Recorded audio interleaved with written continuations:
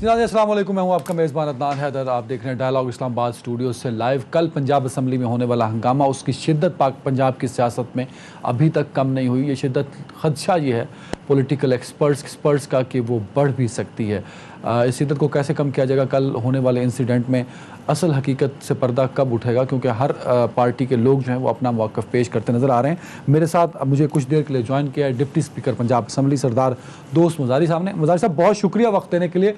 मैं चाहूँगा sir update है, क्योंकि आपके तवज्जुह से मीडिया तक ये चीज़ें पहुँची, ये बात पहुँची कि काफ लीग के और पीटीआई के लोगों ने गैर मुतलका लोग जो मेंबर पंजाब असम्बली नहीं थे वो कल फ्लोर के अंदर मौजूद थे और उनसे हंगामा राय कराई गई। ये बात किस हद तक दुरुस्त है सर?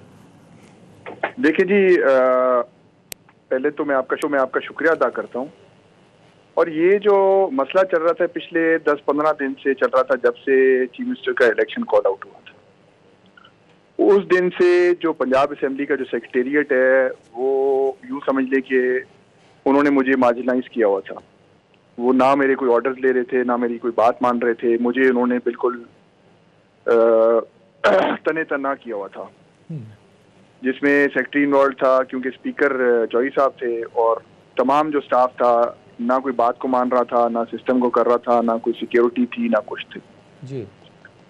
अब हुआ ये कि कल आपने देखा इन्होंने कोशिश की कि वो शायद मुझे जख्मी करें या कुछ मुझे मारने की। उन्होंने मेरे पे अटैक किया और अल्लाह का शुक्र हुआ कि उस अटैक में मुझे मेरे सिक्योरिटी वालों ने रेस्क्यू किया वहां से। उनकी कोशिश ये थी कि शायद मुझे मार दें या कुछ कर दें या जख्मी कर दें, कुछ भी हो सकता था। It was attack on me. अच्छा, ये चीज़ क्लियर कीजिएगा मुजारी साहब, ये चीज़ क्लियर कीजिएगा। कल जब आप अपनी कुर्सी की तरफ जा रहे थे तो जो आपके कोलीग्स ने आप पर हमला किया, ये प्री प्लान था या सडन उनको गुस्सा आ गया आपको देख के और उन्होंने आप पे हमला कर दिया? और ये प्लानिंग के पीछे आप समझ सकते हैं कि कौन है। जो कैंडिडेट थे पीटीआई की तरफ से वही शामिल थे उसमें। मतलब आप कह रहे हैं कि परवेज इलाही साहब ने प्लान करके आप पे हमला किया? बिल्कुल। और मैंने ये बात, जब ये सारा कुछ हुआ उसके बाद परवेज इलाही साहब के जो जाती जो मुलाजिम बने हुए हैं पंजाब असेंबली के, मोहम्मद खान भट्टी साहब, हालांकि उनको होना तो नहीं चाहिए वो, क्योंकि गवर्नमेंट के मुलाजिम है, वो असेंबली के मुलाजिम है, वो किसी के जाती मुलाजिम नहीं है जी। उनके मीटिंग, हमने एक मीटिंग अरेंज, उसके अंदर मैंने उनको कहा कि मैंने कहा इसमें परवेज इलाही साहब शामिल हैं और मैंने कहा आपके उनके साथ जाती ताल्लुक हैं, आप उनको ये बता दें आपने अच्छा नहीं किया, ऐसा होना नहीं चाहिए। आप ये गैर जमहूरी आप ये इकदाम उठा रहे हैं जो कि सबके लिए खतरनाक होंगे। अच्छा मज़ार साहब, इस चीज़ को क्लियर कीजिएगा, क्योंकि हम बड़े क्लोजली ऑब्जर्व करते रहे हैं 3.5 साल।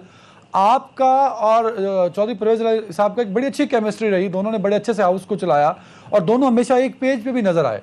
तो ये सडन क्या हुआ कि आप दोनों या चौधरी साहब आपके मुखालिफ हो गए? सर मुखालिफ नहीं हुआ, आप मुझे पूरी बात सुने ना, फिर मैं आपको बताता हूँ। जी भाई, ये जो भी ये सिस्टम चला वो उन्होंने शुरू दिन से, जब मैं बता रहा हूँ, उनके नीयत कोई सही नहीं थी इस मामला में। और मैं चौधरी साहब की बहुत ज़्यादा इज्जत करता हूँ, करता भी रहूँगा। और कल जो हुआ वो मैं समझता हूँ कि चौधरी साहब की मेरे दिल में जो इज्जत थी वो इतनी नहीं रही जितनी होनी चाहिए थी।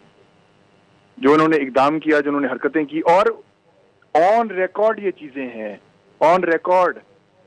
उधर कैमरा के ऊपर लोगों ने कैप्चर करके हर जगह पे, फेसबुक पे, सोशल मीडिया पे, हर जगह पे लगा हुआ है ये, जो चौधरी साहब लोगों को इशारे करें कि आप अंदर आए, और गैलरी से लोग अंदर आए हैं। This never happened. ये मैं स्याह तरीन दिन था ये पंजाब की हिस्ट्री में, पंजाब असेंबली की हिस्ट्री में। प्लेन क्लोथ्स में जाती लोग अंदर आए, उन्होंने आकर अटैक करने की कोशिश की, सबने देखा, सबके सामने आया। और दूसरी बात मैं आपको बात बताऊं, इनकी ये भी नीयत थी कि ये लोग मीडिया को अंदर नहीं छोड़ेंगे। मैंने उस पर स्टैंड लिया, मैंने कहा जी मीडिया बिल्कुल अंदर आएगी। और मैंने हाई कोर्ट के जजेस के आगे जाकर मैंने रिक्वेस्ट की कि जी आप इंटरनेशनल ऑब्जर्वर्स जो हैं, जो इंडिपेंडेंट ऑब्जर्वर्स हैं, आप उनको भी एक्सेस दें, आप मीडिया को भी एक्सेस दें, ताकि मीडिया चीज को देखे। और आपने देखा कि सारी मीडिया ने तमाम दुनिया को बताया। मेरे से कल बीबीसी वाले भी मिले और भी चैनल्स वाले मिले, उन्होंने सारी चीजें देखी, सबके आगे है जो इन्होंने करते रहे हैं। बिल्कुल ठीक है। अच्छा, जो इन्होंने मेरे पे अटैक किया, जो खवातीन ने पुलिस को मारा, जो पुलिस जो अंदर गई, और पुलिस हमने मजबूरी से मंगवाई, हमने पुलिस कोई खुशी से नहीं मंगवाई, हमने मजबूरी से मंगवाई मजारी साहब, क्योंकि हमें मजारी साहब कल कल कल कल का जो दिन था, you were the custodian of the house, तो ये जरा बताइएगा, ये जो हंगामा रही है, क्या ये सिर्फ पीटीआई और PML-Q के लोगों ने की है, PML-N और पीपल्स पार्टी वालों ने नहीं की? क्योंकि आप तो कस्टोडियन ऑफ हाउस थे, आप देख रहे थे, ऑब्जर्व कर रहे थे चीजों को। मैं किसी पे ये इल्जाम नहीं लगा सकता कोई कर रहा था नहीं कर रहा था। मेरे पे जो अटैक हुआ है वो पीटीआई के लोगों ने किया और क्यू के लोगों ने किया, मैं अपना बता सकता हूँ। और बाकी जो देखें वो जो फुटेजेस हैं, सीसीटीवी फुटेजेस हैं, और कल रात की भी आपको ये बात बताऊं, उनकी कोशिश थी कि वो कोशिश कर रहे थे कि हम जो फुटेजेस हैं उनके पास जो रिकॉर्डिंग, जो असेंबली की रिकॉर्डिंग है वो डिलीट करने की कोशिश कर रहे हैं। ये कल रात की रिपोर्ट में आपको बता रहा हूँ, उनकी कोशिश ये थी कि हम डिलीट कर दें इन चीजों को। मतलब उनका यही कोशिश थी कि बाय हुक और क्रुक हम इलेक्शन जीतें किसी ना किसी तरीके से, जब कोई बंदा मार दें, जब किसी को जख्मी कर दें, जब कुछ भी करें, तो हुए ना, किसी कुछ भी हो सकता था। जख्मी तो चौधरी परवेज राय साहब हो गए, उनका तो बाजू फ्रैक्चर हुआ, उस पर पट्टियां, और वो जो जिस हालत में थे वो भी हमने देखा, बददुआएं दे रहे थे उन सब लोगों को जिन्होंने उन पर हमला किया। मुझे पता नहीं है, मैं यही बात कर रहा हूँ कि बहुत, अगर चौधरी साहब मैंने भी देखी है, ये वीडियो देखी है, मैं उसकी मजम्मत करता हूँ, लेकिन अब उसके फुटेजेस डाल लें कि फुटेजेस में क्या क्या है, किसने किया, किसने नहीं किया और क्या हुआ, आपको सारी चीजें क्लियर हो जाएंगी। बिल्कुल। और ये मकाफाते अमल। आखिरी सवाल पूछूंगा मदारी साहब, आखिरी सवाल, एक मिनट, लेट मी फिनिश। जी, ये मकाफाते अमल है, मेरे पे हमला करवाया गया और अल्लाह ताला की तरफ से अल्लाह ताला ने अपना फैसला 5-10 मिनट में दिखा दिया कि क्या हुआ उनके साथ। आप किसी के साथ बुरा करेंगे तो आपके साथ भी बुरा होगा भाई। अच्छा ये बताइए मजारी साहब, आखिरी सवाल पूछ रहा हूँ, आप खुद भी आप पाकिस्तान तहरीक इंसाफ से आप आए असम्बली के अंदर और पीटीआई के लोग ही आपके मुखालिफ हो गए, या आप पीटीआई के का जो पॉइंट ऑफ व्यू था उससे आपने अलहदगी कर ली, हुआ क्या? जरा इसको क्लियर कर दें। अलहदगी नहीं की, मैं आखिरी दिन तक मैं पीटीआई के साथ खड़ा रहा, कल दिन तक। आज मैं आपको स्टोरी बताता हूँ कि आज मेरे कुछ इलाके के अमायदीन और लोग आए, उन्होंने आकर मुझे ये बात कही कि जी हम सियासत करते हैं इज्जत के लिए, और इन्होंने जो की वो बहुत ज्यादा इन्होंने बेइज्जत करने की कोशिश की, सारी चीजें करने की कोशिश की। आपने देखा कि इन्होंने क्या क्या हरबे इस्तेमाल किए, और आपकी ये सारी चीजें आपके आगे हैं।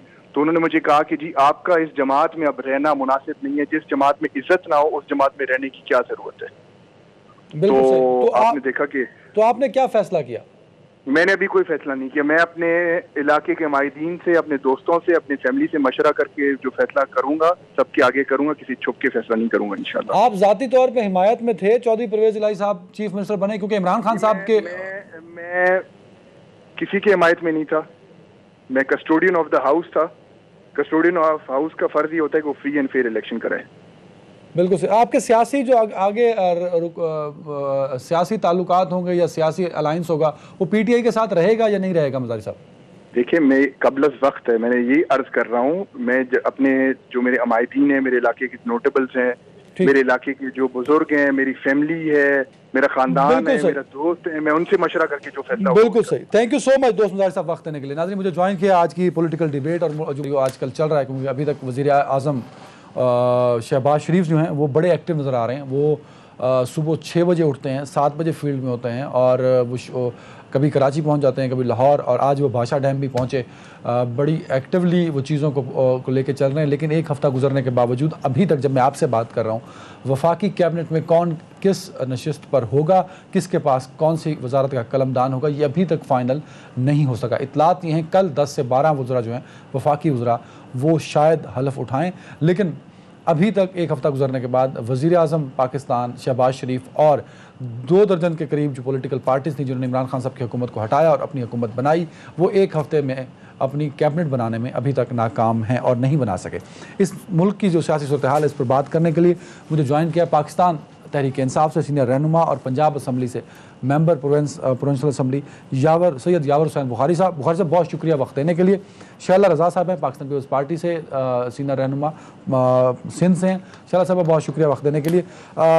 एक तो मैं बुखारी साहब पाकिस्तान PML-N से, अच्छा जाफिर साहब भी ज्वाइन कर चुके हैं। जाफिर साहब, बहुत शुक्रिया। असल में आप लेट होते हैं चौधरी साहब, तो मैंने कहा आज भी आप लेट होंगे। चौधरी जाफिर साहब, warm welcome in show choice Jafar साहब भी। यावर बुखारी साहब, दोस्त मोहम्मद मजारी साहब ने कल की कुछ बातों को हाईलाइट किया, मैं चाहूँगा ज़रा, क्योंकि वो आपकी पार्टी से मुंतखब हुए, वो आपके बनाए गए डिप्टी स्पीकर थे, तो कल जो कुछ हुआ उसमें आपका पॉइंट ऑफ व्यू क्या है सर? बिस्मिल्लाहिर्रहमानिर्रहीम, अल्लाहुम्मा सल्ली अला मुहम्मद व आले मुहम्मद वअज्जिल फरजहुम। बहुत अफसोसनाक वाक़या है, एक स्याह दिन है पंजाब की असम्बली के प्रोसीडिंग्स में। हम लोगों ने दुनिया को क्या दिखाया, नहायत अफसोस की बात है। और ये सिर्फ ये नहीं कि मैं कह रहा हूँ कि स्याह दिन है, हकीकतन स्याह दिन था, लेकिन अगर आप इसको देखें कि ये हुआ क्यों।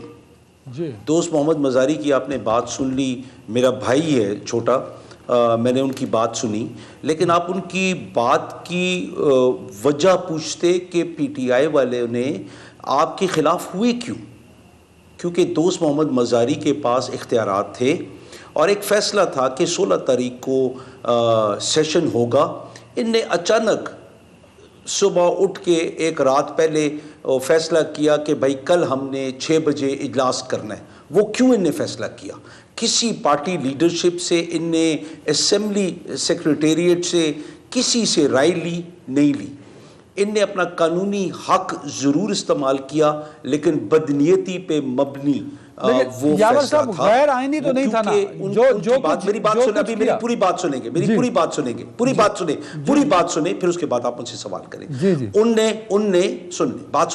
उनने जो हमें बात बोली कि मेरी फैमिली का मेरे पे बहुत प्रेशर है, इनका छोटा भाई बहुत एक्टिव था, इनके चचा ने इनके ऊपर बहुत प्रेशर डाला हुआ था।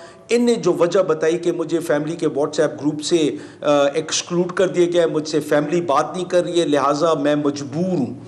और उसकी मजबूरी की वजह जो सामने आई बाद में, जब खुल के बातें सामने आई, तो वो हमारे सामने जो कल हुआ वो क्या हुआ। जो उनने बोला कि ये एक पहले से प्लान शुदा था, मैं आपको हकीकतन बता रहा हूँ, जो प्लान था कि हम इनको इस सीट के ऊपर कोई ऐसा फैसला नहीं करने देंगे जो इंसाफ से हट के हो। हमने शोर मचाना है, हमने इनको आगे प्रोसीड नहीं करने देना है। और अल्लाह ताला गवाह है, जो औरतें लोटे लेके आई, जो फर्द वाहिद लोटे लेके आए, उसके अंदर किसी की वो साजिश मुलविस नहीं थी। लेकिन जो कुछ हुआ इतना अचानक हुआ। मैं तीसरी रो में मैं बैठा हूँ और मैं बिल्कुल आयल वाली सीट पे होता हूँ। इतनी तेज़ी से सब कुछ हुआ, लोगों को गुस्सा किस बात का था कि यार सब कुछ तुम पे एतबार करके तुम्हारे हवाले किया गया और तुम ही बीच में दूसरी तरफ बैठ गए। ये कहाँ का इंसाफ है? ये हम लोग हल्फ इसलिए लेते हैं, हम अपनी पार्टियों से टिकट लेके जब इलेक्शन लड़ते हैं, मिन्नतें करते हैं अपनी लीडरशिप की, और वो टिकट हमें देते हैं इस भरोसे पे कि आप इंसानों की तरह हल्फ जब लेंगे आप हमारे साथ खड़े रहोगे और आप ही अपनी वफादारियां बदल दें। ये कैसे मुमकिन हो सकता है कि एक बंदा अपनी वफादारी बदले और हम शोर भी ना मचाएं? कैसे मुमकिन है? आप मुझे बताएं ना, ये मुमकिन नहीं है। अच्छा, यावर साहब एहतजाज किया, हमारी खवातीन को गुस्सा। सुन ले मेरी प्लीज, मैं आपको वो से बता रहा हूँ जो दोस्त मोहम्मद मज़ारी ने आपको बताया, भी मैं आपको बता रहा हूँ। तो हमारी खवातीन जब स्टेज पे जाके शोर मचाना शुरू हुई, वो उधर जब गुत्था हुई, वो लोग स्टेज पे भाग के गए। ये मैं कहता हूँ अनफॉर्चुनेट था, ये वो वाकया था जो नहीं होना चाहिए था, और मैं भी इसको कंडेम करता हूं। वेरी गुड, बहुत अच्छी बात है, बहुत अच्छी बात। सियासत में ऐसे वाकया तो कंडेम करना चाहिए। एक चीज क्लियर कर दे, अचानक हुआ है, एक चीज दूसरी चीज पे गई। आई एग्री विद यू, ये जहां पे एक चीज क्लियर कर देना, मैं आपकी ये बात मान लेता हूँ, जान का खतरा था, ये सब झूठ है। नहीं, एक चीज क्लियर करते हैं, आपकी सारी बातें मैं इंडोर्स करता हूँ। आप वहां मौजूद थे, मैं नहीं था, तो आप बेहतर तौर पे बता सकते हैं। You are PTI representative. मुझे एक चीज क्लियर कर दें ताकि मैं जाफर साहब से सवाल फ्रेम कर सकूं। एक चीज क्लियर कर देना बुखारी साहब, आप ये बताइए कि गैर आईनी काम तो नहीं कर रहे थे ना डिप्टी स्पीकर के, आपकी तरफ से इतना रिएक्शन चला गया, या गैर आईनी काम कर रहे थे? जी सर, बदनीयती पे मबनी काम कर रहे थे। बदनीयती और गैर आईनी दो डिफरेंट चीजें हैं। देखिए, एक मैं बात बताऊं, गैर आईनी कैसे होता है? गैर आईनी ऐसे होता है कि अगर इनके पास इख्तियारात ना होते, लेकिन जब इख्तियारात होते हैं, आप असेंबली सेक्रेटेरिएट को पूरा आप लेते हैं कॉन्फिडेंस में, चौधरी जाफर इकबाल साहब सब कुछ एंट्री करते हैं, तब आप ये नहीं, मेरी बात पूरी सुन ले प्लीज, एक सेकेंड। फिर जो इनने बात की ना कि भाई मेरी जान को खतरा था, ये था वो था, लोगों ने इनसे इतना राब्ता करने की कोशिश की, इनने टोटली इग्नोर किया। और जो जिस बात के ऊपर मुझे अफसोस हुआ कि हम लोग जितना इनकी इज्जत करते थे और करते हैं, इनने उस चीज को दिखाया कि नहीं, मैं इस काबिल नहीं। बिल्कुल ठीक है। चौधरी जाफर इकबाल साहब, बुखारी साहब आइन के पासदार हैं, वो करें गैर आइनी काम नहीं होना चाहिए था, लेकिन बदनीयती पर मबनी था डिप्टी स्पीकर का जो भी एक्ट था, तो इसलिए वो उसको रेजिस्ट कर रहे थे। बिस्मिल्लाहिर्रहमानिर्रहीम, बहुत शुक्रिया। बदनीति पर मबनी था इमरान खान का कौमी असम्बली ना आकर अदम एतमाद को फेस ना करना, बदनीति थी उनकी। स्पीकर कौमी असम्बली का पूरा दिन, मैं दोनों दिन वहां था, जिस दिन मैं पूरा दिन वहां मौजूद था, जिस दिन अदम एतमाद थी और फिर जिस दिन लीडर ऑफ द हाउस का वोट था, तब भी जनाब स्पीकर ने जो रवैया अपनाया वो बदनीति पर मबनी भी था और आइन के खिलाफ भी था। फिर इसी तरह कासिम सूरी साहब ने जो तरीक़ेकार अपनाया वो भी ऐसा ही था। बल्कि उस दिन तो ये वहाँ पे नेशनल असम्बली में भी इस नौबत तक पहुँचे, लेकिन सीनियर लीडरशिप ने बड़े तहम्मुल के साथ इनकी सारी वो गालम गलोज उलटबाजी सुनी भी, बर्दाश्त भी की और पाया तकमील को वहाँ चीज़ें पहुँची। अब यहाँ पर जो हुआ वो एक तो ये लगता है कि चौधरी परवेज इलाही से कोई बदला चुकाया है पीटीआई ने, और ये चाहते थे चुकाना, और उनको घेर गार के ला के और मार पड़वानी थी और वो पड़वा दी बेचारों को। उनकी जो इज्जत थी, जो एहतराम था, जो उनके बारे में कहा जाता था कि बड़े रवादार हैं, बड़े मैच्योर सियासतदान हैं, वो सारा कुछ इन्होंने गंवाया। अच्छा, डिप्टी स्पीकर साहब के साथ ये कहते हैं कि जान को कह रहे हैं कि चौधरी परवेज इलाही पीटीआई के ने उनको ट्रैप कर लिया सर। और की कीता ना जी, उनको बुला के मैदान में ला के और अपने साथ बिठा के और फिर बड़ी सादगी से बुजदार साहब ने कह दिया जी मनो तो पता ही नहीं लगा की होया है। इसी तरह उन्होंने 3.5 साल नहीं पता लगा पंजाब विच की होंदा रहा। वैसे चौधरी साहब गल सुनो, अब कल दे सारे चैप्टर बुजदार साहब न्यूट्रल सन, बैठे सन कुर्सी ते न्यूट्रल होके। अब वो न्यूट्रल पता नहीं, आप इमरान खान वाली कोई बात ये मजारी साहब पे कोई बात नहीं की, लेकिन इधर उधर की कहानियां सुना रहे। मजारी साहब सुबह जब आए वो स्पीकर हैं, उनका एहतराम है, और जो कुछ किया इन्होंने, बालों से खींचा, घसीटा, बाहर धकेला, ये क्या था सारा, और वो मेंबरान सूबाई असेंबली कर रहे थे। अब जब दूसरा एपिसोड शुरू हुआ तो उसमें 2-3 वीडियोज ऐसी हैं जहां परवेज इलाही साहब एक लॉबी से सिविल पर्सन को असेंबली के अंदर बुला रहे हैं, इशारे कर रहे हैं, खड़े हैं वहां पे दरवाजे के पास, राजा बिशारत साहब भी खड़े हैं और लोग भी हैं, और उनको किस चीज के लिए अंदर आने दे रहे हैं। कौमी असेंबली, सूबाई असेंबली, सेनेट, अभी हमारी बहन बैठी हैं, सीनियर हैं, ये स्पीकर रही हैं, इनको बेहतर पता है, हमसे ज्यादा रूल्स को जानती हैं। कोई शख्स वहां कदम नहीं रख सकता, और वहां पे मौजूदा जो स्पीकर थे जिनके खिलाफ अदम एतमाद थी और वजीर आला के कैंडिडेट थे, वो लोगों को अंदर आने की दावत दे रहे थे। और वो लोग कौन थे? मैं गवाह हूं गुजरात से और मंडी बहावलदीन से, जो इनके चेयरमैन यूनियन काउंसिल हैं, उनके जरिए अपने लोगों को वहां बुलाया था। ये प्लान था सारा कुछ। बुखारी साहब भले हलफ दें अपनी नीयत का, भले आदमी है, मुझे इनके ऊपर एतमाद है, लेकिन ये सब का हलफ नहीं दे सकते, ना मियां महमूद रशीद का दे सकेंगे, ना चौधरी परवेज इलाही का दे सकेंगे। तो जब आप बाहर से लोगों को बुला, शैला रजा साहब मुझे याद है, बिल्कुल सर, मैं इस पे लेता हूं चौधरी साहब। शैला रजा साहबा का जो एक पर्सनैलिटी है ना सर, पॉलिटिकल पर्सनैलिटी, वो दुनिया के सामने तब आई जब ये स्पीकर की कुर्सी पे बैठी होती थी और सामने एमकेएम वाले पूरे जोश और जज्बे से अपोजिशन कर रहे होते थे। तो शैला साहब आपको बेहतर तौर पे पता है, आपने एक्सपीरियंस किया है कि फ्लोर के अंदर जो रेजिस्टेंस होती है, जो कल पंजाब असेंबली में हुआ, ये इस तरह की सियासत क्यों होती है और आप किस तरह ऐसे मैनेज किया करती थी जब एमकेएम इकट्ठी होके बायकॉट किया करती थी, एजेंडे फाड़ा करती थी, कुर्सियां तोड़ा करती थी? अच्छा, मैं सबसे पहले तो मैं सलाम पेश करती हूँ दोस्त मोहम्मद मज़ारी साहब को, नौजवान है, और उन्होंने जिस तरह से सब्र से, तहम्मुल से कल अपने ऊपर तशद्दुद बर्दाश्त किया, लेकिन आइन का अलम बुलंद किया, ये बड़ी काबिल तारीफ बात है। और मैं उनको इतना नहीं जानती थी, बस ये कि मज़ारी साहब के बेटे और डिप्टी स्पीकर हैं, लेकिन कल मेरे दिल में उनके लिए जो इज्जत बनी है, मैं समझती हूँ ऐसे नौजवानों को आगे आना चाहिए। देखिए, डिप्टी स्पीकर और एक आम एमपीए में क्या फ़र्क है? एमपीए बनने के बाद जो हलफ उठा लिया जाता है, उसके बाद डिप्टी स्पीकर एक और हलफ उठाता है। और उसमें वो ये कहता है कि मैं जो है गैर जानिबदार रहूंगा और मुल्क की तरक्की के लिए और मुल्क की आइन की सलामती के लिए पूरा एक रिटन जो है वो एक हलफ है। अब इनके पास दो रास्ते थे, या तो ये नेशनल असेंबली के स्पीकर्स और डिप्टी स्पीकर का किरदार अदा करते, टालते टूलते रहते। उन्होंने ये साबित किया कि जब उन्होंने दूसरा हलफ उठा लिया तो वो सबके डिप्टी स्पीकर हैं, सिर्फ अपनी पार्टी से उनका ताल्लुक नहीं है। और मैं आपको हल्फन कह रही हूं कि 10 साल मुझे कभी भी पीपल्स पार्टी ने ये नहीं कहा कि आपने ऐसे करना है आज। और मेरी असेंबली में जो ऑपोजिशन थी वो नाराज माफी चाहते हुए तो कभी मेरे खिलाफ मेरे खिलाफ कभी भी वो वोट ऑफ नो कॉन्फिडेंस नहीं लाए। एक चीज ऐड कीजिएगा कि जब असेंबली जब मुझे एक मिनट देते, जब अदालत से ऑर्डर भी आ गया था तो ये स्पीकर है ना इस वक्त वो कायम मुकाम, क्योंकि स्पीकर जो है वो वजीर आला के कैंडिडेट है, तो ये स्पीकर का राइट है कि वो डेट, टाइम और प्लेस डिसाइड करे।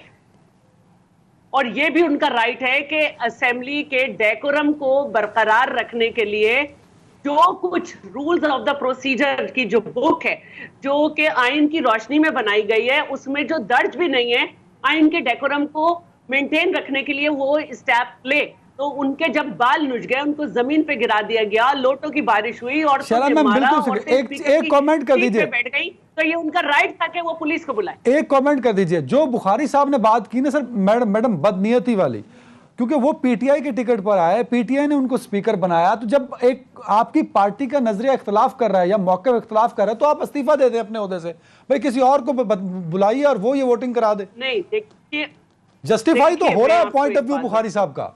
नहीं, मैं एक बात कह रही हूँ, वो पार्टी के टिकट से आए, लेकिन जब वो डिप्टी स्पीकर का इलेक्शन उन्होंने लड़ा, इलेक्टेड पोस्ट है ये, तो इस इलेक्टेड पोस्ट पे आने के बाद उन्होंने अपने आप को न्यूट्रल किया कि ये जो रूल्स ऑफ प्रोसीजर है ये इस बुक के हिसाब से मुझे चलना है, पार्टी के हिसाब से नहीं चलना। अच्छा चलो, मैं ब्रेक ले रहा हूँ कि वो बुखारी साहब ने जितनी देर सारी लाया ना, 2.5 मिनट सारी लाया है, तो कम से कम 2.5 मिनट में उनको दूं। बुखारी साहब ब्रेक लेने दें, ब्रेक। बुखारी साहब ब्रेक के बाद एक्सप्लेन कीजिएगा, रोकना पड़ जाएगा, ब्रेक ले लो।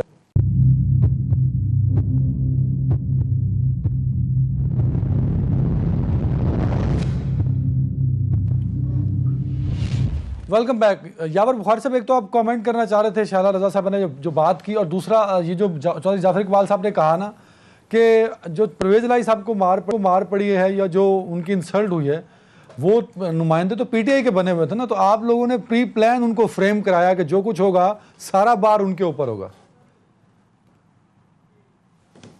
पहली बात तो आपको बताऊं कि जो शैला बहन ने बात की थी, दोस्त मोहम्मद मज़ारी ने मेरी इतला के मुताबिक 500 एंट्री पासेस इशू किए, और सारे ये नून लीग वाले थे, पीपल्स पार्टी वाले थे। अगर हमारे मामले में अगर हमारी नीयत होती कि हम लोग कोई गड़बड़ करेंगे तो हम लोगों ने ये गैलरीज अपने बंदों से भर दी होती। हर एमपीए अगर 10-10 बंदे भी लाता, ये गैलरीज भरी होती और इन लोगों की जुर्रत ना होती जो कल हुआ इन लोगों ने किया। दूसरी बात, पुलिस की कोई ज़रूरत नहीं थी, कोई मुदाखलत असेंबली के अंदर पुलिस नहीं कर सकती है जब तक पुलिस नहीं आ सकती, असेंबली की अपनी सिक्योरिटी आती है। इनने जो किया गैर आईनी किया, एमपीएस को मारा पुलिस वालों ने, कम से कम 4 से 5 एमपीएस को मारा उन लोगों ने। जब बाद में रियलाइज़ किया कि कैमरास देख रहे हैं सब कुछ, उन लोगों ने अपने हाथों में हाथ डालकर उन लोगों ने फिर पुश किया एमपीएस को पीछे, और जितनी औरतों के साथ उन लोगों ने इंसल्ट की। ये नहीं कि हमारे एमपीएस ने वापस जवाब नहीं दिया, लेकिन जो कुछ भी हुआ बहुत गलत हुआ और असेंबली की बेइज्जती करवाई गई कल। और ये मैं डिप्टी स्पीकर साहब को इसका जिम्मेदार ठहराऊंगा, क्योंकि राना मशहूद साहब मेरी इतलात के मुताबिक उनके पास असेंबली चेंबर में, स्पीकर चेंबर में बैठे हुए थे, उनने सारी ये बात की। फिर हमारी इतलात के मुताबिक इम्पोर्टेड जो प्राइम मिनिस्टर साहब है, उनने फ़ोन करके बोला जो करना है करो, मुझे ये चाहिए। अभी हम ये कहते हैं कि बदनीयती कैसे, बदनीयती एक बहुत स्ट्रॉन्ग लफ्ज़ है। बदनीयती इसलिए कि इनकी पहले से मीटिंग शुरू हो चुकी थी PMLN के बंदों के साथ, और इनने तय कर लिया था कि इनने क्या करना है। और उसके अंदर जब इनने तय कर लिया, इनने इंतज़ार भी नहीं किया किसी ऐसी चीज़ का कि जो हम लोग आगे लेके जा रहे थे। इनने हर चीज़ वो की जहाँ पे PMLN को फ़ायदा हो। हम लोग ये कहते हैं कि भाई अगर इतना हलफ का वो था और आइन का आपको इतना एहसास था तो उसके मुताबिक फिर चलते। फिर इनने क्या किया कि मैं पूरी प्रोसीडिंग्स में बैठा रहा, हमारी पूरी पार्टी वॉकआउट कर गई, मैं पूरी प्रोसीडिंग।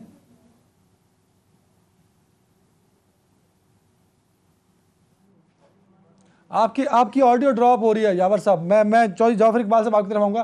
चौधरी साहब, इमरान खान साहब बड़े बड़े जलसे कर रहे हैं सर। कराची का जलसा था, वो लाहौर का रुख कर रहे हैं सर। लाहौर में भी अगर वो बड़ा जलसा कर देते तो मैसेज तो बड़ा स्ट्रांग जा रहा है कि उनके साथ एक पब्लिक पावर, पब्लिक स्ट्रेंथ तो है सर। चौधरी साहब, इस चीज से इनकार नहीं करता, हर सियासी जमात की एक अपनी स्ट्रेंथ है, उनका वोटर है, सपोर्टर है, वो अपनी क़यादत के साथ निकलता है। लेकिन फैसले कैसे होंगे? यही कराची था, चंद माह पहले फैसल वाउडा साहब की सीट पे इलेक्शन हुआ, कितने वोट उस हल्के से इमरान खान साहब को मिले और कितनी पजीरारी हुई? क्या उन्हें वो कौमी असम्बली की नशिस्त हासिल हो सकी? नहीं, उन्हें नहीं हासिल हो सकी। इससे पहले के बाद लाहौर का ज़िमनी इंतखाब आया, उसमें PTI अपना कैंडिडेट ही नहीं उतार सकी। जिन दो साहब ने अपने कागजात जमा कराए वो इस तरह से पुर किए गए कि वो मुस्तरद कर दिए जाएं जी। और इमरान खान साहब का रवैया 2014 में भी ये था, 2018 के इंतखाब जीतने के बाद भी, और खासकर तहरीक अदम एतमाद के बाद जो पेश हुआ है वो कुछ जमहूरी रवैया नहीं है। तो इस सिस्टम का हिस्सा नहीं बनना चाहते, तो सिर्फ ये चाहते हैं कि हर वो काम, हर वो चीज जो इमरान खान स्पेसिफिक हो वो दुरुस्त है, बाकी सब गलत है। ऐसा तो नहीं हो सकता ना, ऐसा करने देंगे? आपने इस सिस्टम का हिस्सा बनना है। जितनी पावर आपके पास है, जितने नंबर ऑफ मेंबर्स आपके पास कौमी असेंबली, सेनेट या कहीं और हैं। थोड़ी देर पहले जब इन्होंने चेयरमैन सादिक संजरानी साहब को बनाया, तब इन्होंने क्या वहां सेनेटर्स जो है वो नहीं खरीदे? जब एक वहां से सेनेटर इनके बने कोयटा से, बलूचिस्तान से, तो उस वक्त क्या हुआ? खुद इमरान खान साहब ने इतराफ किया 30 करोड़ का, फिर उन्हें पार्टी टिकट दिया, फिर आजाद खड़ा किया, फिर अपने MPs उनकी तरफ भेजे कि उन्हें वोट दीजिए, वो सारा कुछ हुआ। तो इमरान खान साहब भले जलसे करें। मेरा सवाल ये है कि आप इस वक्त वजारत उज़्मा पे बैठ गए ना सर, नून लीग वाले, क्या आप उतना डिलीवर कर पाएंगे कि लोग इमरान खान को मुस्तरद कर दें? क्योंकि इलेक्शन देर से हो या वक्त से हो या वक्त से पहले हो, इलेक्शन तो होने हैं सर। देखिए, इलेक्शन हम बिल्कुल कराने जा रहे हैं, कराएंगे। और लोगों ने पहले भी इमरान खान साहब को मुस्तरद किया, खानेवाल में किया, वजीराबाद में किया, दस्का में किया खून पड़ने के बावजूद, और लाहौर में किया, बिल्कुल किया, और आइंदा भी लोग उन्हें मुस्तरद करेंगे। और हम इतना काम कर सकेंगे, बिल्कुल कर सकेंगे। नून लीग कॉन्फिडेंट है कि इमरान खान मुस्तरद हो चुके। मेरा सवाल यह है कि एक तो आप लोग जो मिलके एक कोalition गवर्नमेंट बनी है, उसके जो चैलेंजेस हैं क्या उससे आप निपट पाएंगे? दूसरा, एक हफ्ता गुजर चुका है, मैम कैबिनेट तक फाइनल नहीं हो सकी, तो मैसेज क्या जा रहा है कि आप लोग भी नहीं संभाल सके उन मसाइल को या हुकूमत को जो खान साहब को फेस करने पड़ रहे थे? अच्छा, पहले तो मैं, अगर थोड़ा सा भी टाइम है, एक स्पीकर का ये फर्ज होता है कि वो तमाम पॉलिटिकल पार्टीज को मुतमईन करे, और एक ऐसे वक्त में जब हुकूमती पार्टी जो है वो नेशनल असेंबली में भी और हर जगह पे ये करने पे जो है वो तुले भी है कि हमने हर ताकत के जरिए जो है वो वोटर को, जो असेंबली का मेंबर है, उसे रोकना है, चाहे मारना पड़े, कभी होटल पे हमला, कभी नेशनल असेंबली के लॉजेस पे हमला। तो वो स्पीकर ही से अमान मांगेंगे कि आप यहाँ पे सिक्योरिटी को जो है 100% जो है वो सही है। अगर उन्होंने लोगों को बुलाया तो क्या उन लोगों ने गैलरी से उतर के लोगों को मारा? नहीं।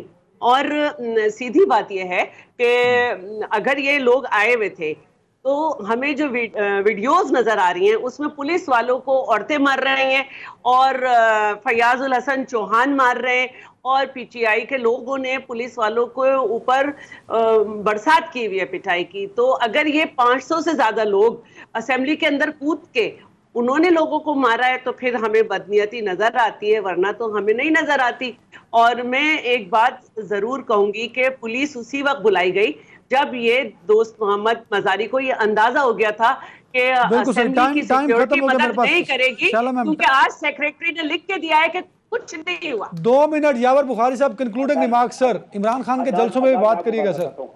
इन लोगों ने पुलिस के ट्रैक शूट के अंदर राइट, स्क्वाड के लिबादे के अंदर इन लोगों ने अपने बंदे बुलाए हुए थे सिक्योरिटी के। मैं आपको बता रहा हूँ, ये शरीफ खानदान के बंदे थे जो राइट पुलिस के ब्लैक यूनिफॉर्म वालों के पीछे खड़े हुए थे।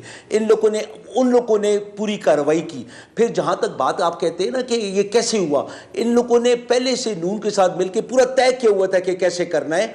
इन लोगों ने परवाह भी नहीं की किसी प्रोसीजर की। इस हद तक ये लोग गए कि मैं आखिर तक बैठा रहा कि डिप्टी स्पीकर साहब ने मुझे बात भी नहीं करने दी, हमजा शहबाज की तकरीर का जवाब भी नहीं देने दिया। टाइम खत्म हो गया। इमरान खान के जल से क्या इमरान खान साहब वापस हुकूमत में आ पाएंगे अगर इलेक्शन हुए तो? अभी इमरान खान के जो जलसे हैं वो जलसे नहीं है, अभी ये मूवमेंट है। और ये आप देख लें कि आप चाहे जिस भी इदारे को उठा लें, हर इदारे के अंदर से लोग उठ के बोल रहे हैं कि आप लोगों ने इसके साथ इमरान खान के साथ नाइंसाफ़ी की है और अमेरिका की बातों के ऊपर आंखें बंद करके इनको हमारे ऊपर मुसल्लत की है। और हम इसलिए कहते हैं कि हमें ये जो मुदाखलत थी अमेरिका की, हमें ये इम्पोर्टेड हुकूमत किसी सूरत में मंजूर नहीं और हमें जल्द से जल्द इलेक्शन चाहिए। सर अगर जॉय साहब आखिरी कमेंट, 30 सेकंड बच गए, जॉय साहब को दे। मुदाखलत की, बुज़दार साहब को उतार के परवेज लाई साहब को बिठाने के लिए अमेरिका ने मुदाखलत की कि आप कश्मीर का वजीर आजम बदल के नया रख दें। अमेरिका की बहुत बड़ी मुदाखलत हुई तो उन्होंने इनकी आधी काबीना बाहर से भेजी। देखिए कितनी बड़ी मुदाखलत थी। सर टाइम खत्म हो गया। मेरे तीनों मुअज़्ज़िज़ मेहमानों का बहुत शुक्रिया। ख्याल रखिएगा। जुम्मे तक के लिए मुझे इजाज़त दीजिए। अल्लाह हाफ़िज़।